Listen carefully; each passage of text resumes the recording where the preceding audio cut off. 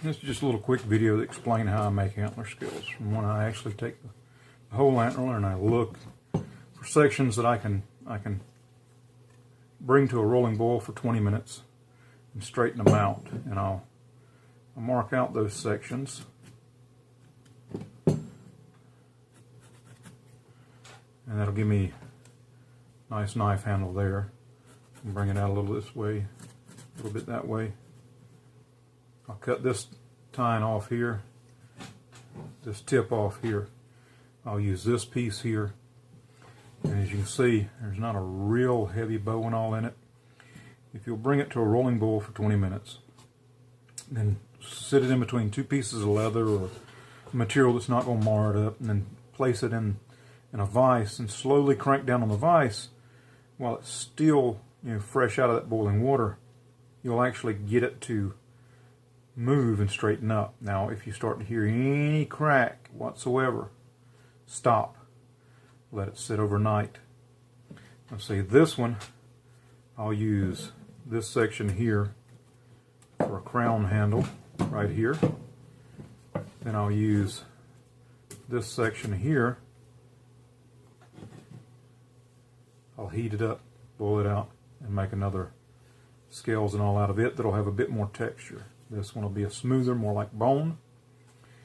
So I can actually get a minimum of 3 sets of scales out there. Now after I boil them, lock them down, get them straightened up, I'll take a scroll saw and split them.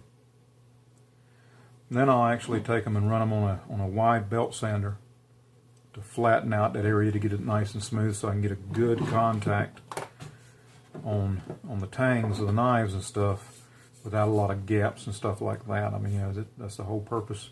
You wanted to try to eliminate gaps and things to get your fit and all as tight as possible. Just like this knife, I will actually take and do the same way on the wide belt sander to smooth it out. This is a little spear point that you'll see in another video being forged out. I'm actually in the process of laying out the black walnut scales for the Farrier Rasp knife, which I'll be actually shooting that shortly. I'm going to decided that I'll do a brass bolster and a brass butt, as well as a nice black walnut in the center. Let's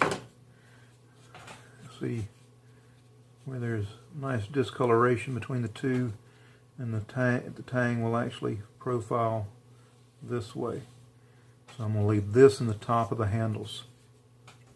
What I'll do is I'll clamp them together, take them out there, sand them down to where they match up and everything, clip them to the knife, drill the pinholes and all. Then I'll lay out the brass pieces and things like that.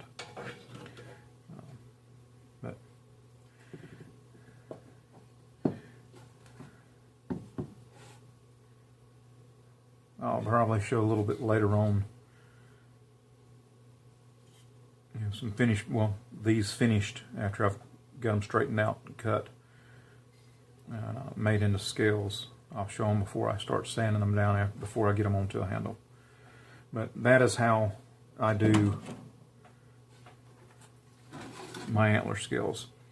The wood, I pick sections of wood and stuff, whether it's all out of blocks this size or larger and all. I'll look for the grains that I want, how I want the grain oriented. Like this one, this would be the grain that I wanted to see on the scales, not this. Although that's not a bad grain there.